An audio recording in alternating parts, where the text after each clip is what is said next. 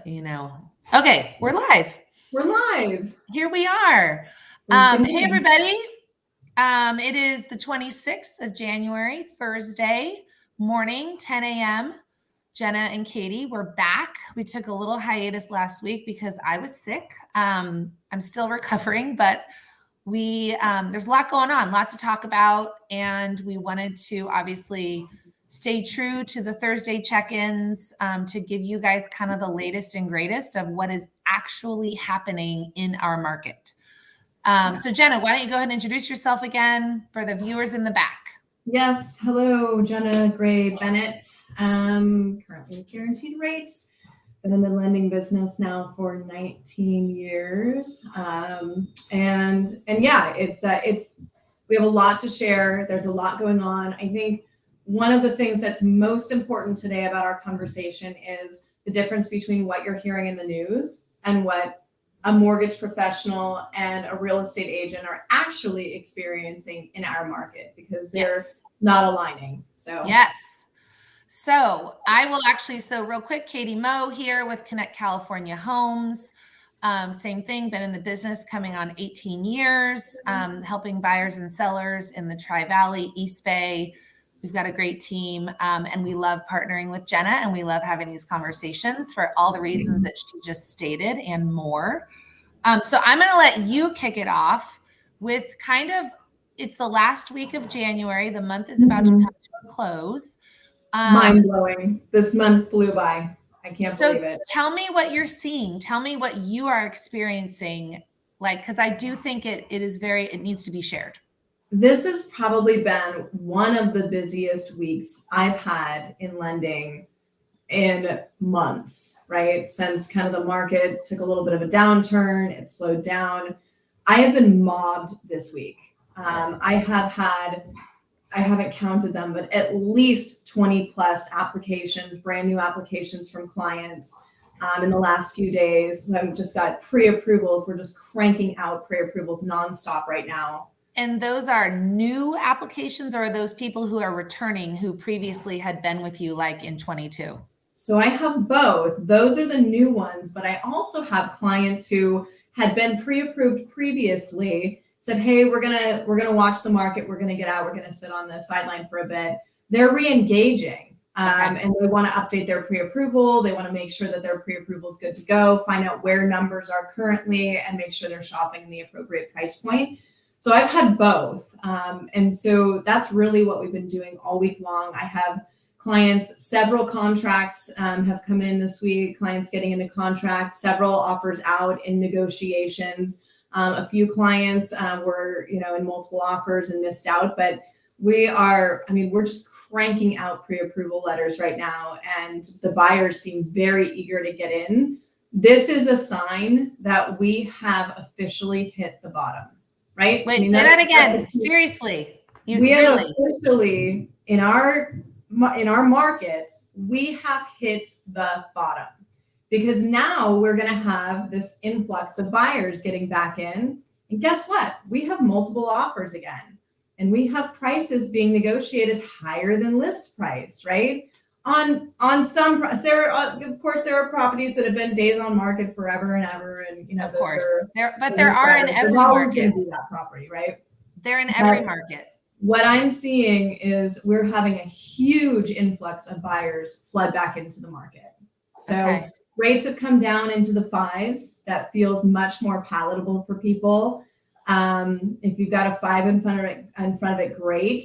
We expect in May, we're going to get a really strong CPI report, so inflation report, where shelter costs should be down year over year. And at that point, we expect to see interest rates rally, possibly down into the low 5s. And guess what? If you're at low 5s and you pay maybe a point, you've got a 4 in front of it. Yeah. So I'm expecting this spring to be really robust. Yeah. I agree with you. I think that I've talked to a lot of industry experts, vendors, partners. It seems like the things I've heard consistently is that open house activity is up. Granted, last weekend we've had, even when it was rainy, but even with rainy open houses, but last weekend we had clear skies and the open houses were very busy. And I think like exactly what you're saying, homes are selling. I went on and did a little bit of data, just kind of in like 4 of our markets in the East Bay to really, since this is the last week of January, to kind of like what is happening in January. And I'm really just looking at listings that have hit the market since January 1st. So this is kind of like the freshest stuff. So in Danville, since January 1, we had 26 new listings. Again, this is just single family detached. Of that 26, 6 have gone pending. So, I mean, not some rapid activity, but homes are selling. The new stuff is selling. Their average days on market is 7, and their median home price is 2.1. So, by far and away, they're still pretty high in their median, also comparative to the rest of the markets that I'm going to tell you about. So Pleasanton has had 24 new listings hit the market since January 1st. Of that 24, 20 have already gone pending. So that's huge. That's massive. That's so huge. Our average days on market is 6 and the median price is 1.3 million. So a way more affordable entry point. So no wonder, right? No wonder they're going pending, but still 20 out of 24 are off the market. So, and that makes sense just financially, right? So if you have a price point, median price point of 2.1 and a rate with like again, we're back in the 5s, but 5 and 7/8 still feels like a lot if you're 2.1, right? Yeah. But if you're at 1.3, that feels much more affordable. And so I think that price point, that kind of like million to like high millions, that price point is going to turn and burn now. Well, and I mean, Livermore, same thing. They are the most active with 40 new listings since January 1st. And of those 40, 35 are pending. Wow. So their average days on market is 6 and their median price is even lower at $1,049,000. So it's really affordability is driving. It's driving this market. Walnut Creek, we looked at, it's definitely kind of the slowest to come back with only 12 new listings since January 1st. Only 2 of those 12 are pending. Wow. And their median price is at 1.6. So it's really interesting. The 2 markets, Danville and Walnut Creek, with the highest median are obviously kind of the slowest markets to come back. Yeah, I think they need to shift their price point down. The properties I'm seeing move the fastest are the ones that are priced a little bit low. They're priced below market, right? Yeah. Below market price. So I think there's a strategy there, right? If you want to get eyes on your listing, you've got to like kind of list a little bit below with the idea that you're going to have probably multiple offers that's going to get it to that price point the seller wants to be at. Yeah, I mean, it's always interesting to see what happens in January. I feel like a lot of, you call them the leftovers, the houses that hit the market in like November and December, just with the timing of the holidays, didn't sell.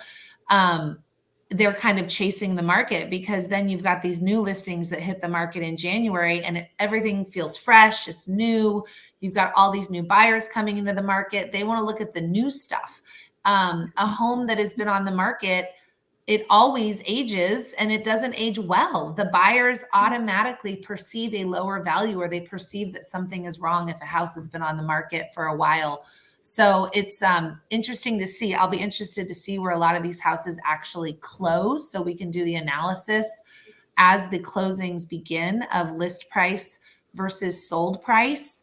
A lot of agents we can't really see yet reflected on the MLS whether or not they've received multiple offers or not. Obviously, you can say that because you're hearing that from your buyers and your agent partners that you're working with. And I'm talking to lots of listing agents asking what's happening. How many offers are you receiving? How many showings are you get? One of the things that we always do when we're preparing to price a property is do that. We call the pendings and we talk about, how are your open houses? How is this? Because I want to understand how does the market receive that house at that price point so I can then go back to my seller and educate them because as you're seeing affordability, buyers drive everything. They drive the market and you have to have a value that the buyers perceive is worth it. If it's not worth it to them, they're not going to go for it.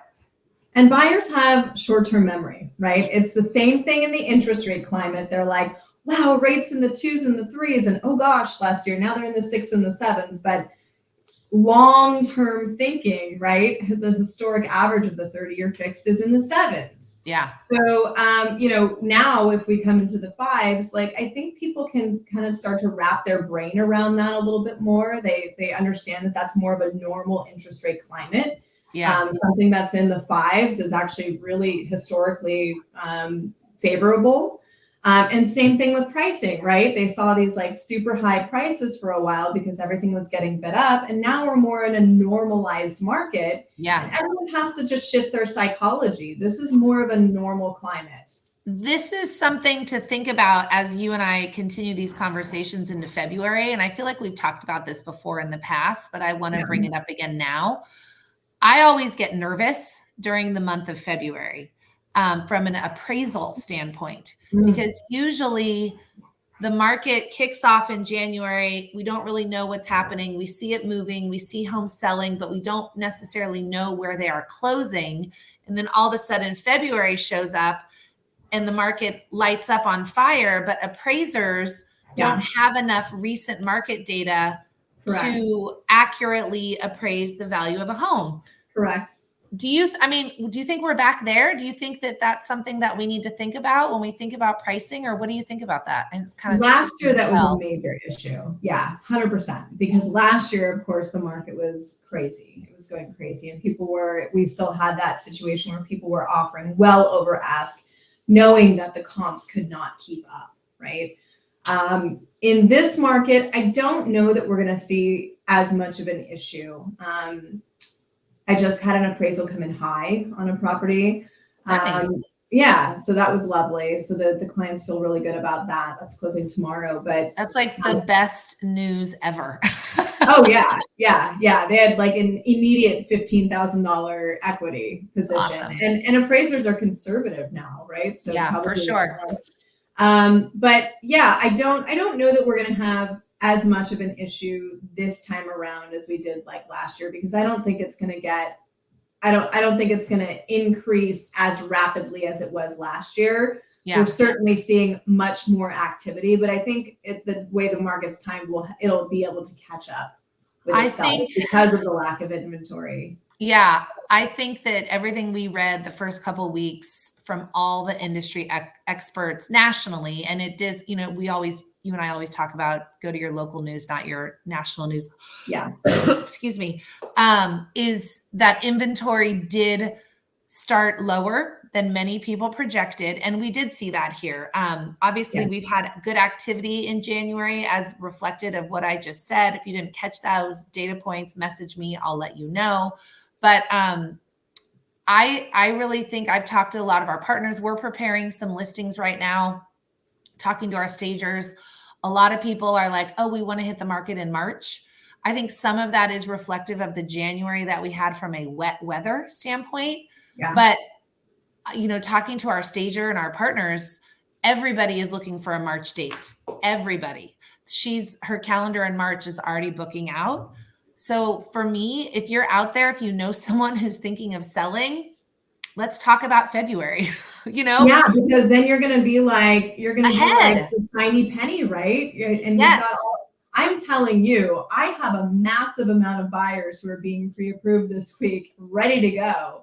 So if you're listing in February, you're going to have all these buyers taking a look at your property. Yes. And it's going to be stunted inventory because you're right. Everyone has the mindset, let's list in March. So you're going to be like this house. Well, and I've always said get all that attention. I've always said that the people that list in late January, early February, I've always called them the market makers, or I call them the pace setters. They're the ones who really set the tone. Inventory is low. Get out there before everyone else, be the shiny penny, and take advantage of the prepared buyers. Like you said, you had 20 new applications this week alone for buyers. At least. The buyers are out there and they are ready to go. So if you want to sell, do it now. Don't wait. Yeah. I've continued to tell my clients the last couple of months, you have this window. and it will turn on a dime. And once it turns, it's going to escalate quickly. And that's what I'm seeing right now. Yeah, agreed. Agreed. Okay, well, we're approaching 15 minutes, which is where we try to keep these updates. So we're going to sign off for this week. All in all, in a nutshell, it's been a great January. It's been very healthy. Jenna reported her applications are up, her buyers are competing. There's multiple offers. A lot of our markets in Danville, Pleasanton, Walnut Creek, and Livermore that I reported have seen new inventory. The markets that have the lower median price are moving faster. For example, there's 40 new listings in Livermore since January 1st. And of that 40, 35 have gone pending. The buyers are out there, my friends. Yeah. So if you are interested, very energized this week. Yeah. If you have any questions for me or Jenna, there is my contact information. Please feel free to reach out to either one of us. Here is Jenna's contact information. We are here to help. We are local. We love talking real estate. We love talking mortgage. We're here to serve and here to give you guys information. Anything else to say, Jenna? No, I think you nailed it. Yeah, we're here as resources, certainly. And just to stress the very important point of please stop watching national news and go to local resources who actually have their finger on the pulse. Yes, agreed. Thank you, everybody. We will be back here on Thursday of next week at 10 a.m. If you have any specific questions or topics that you would like us to cover, please feel free to reach out. We want this time to be relevant and informative for you. Thanks so much for watching. Bye-bye.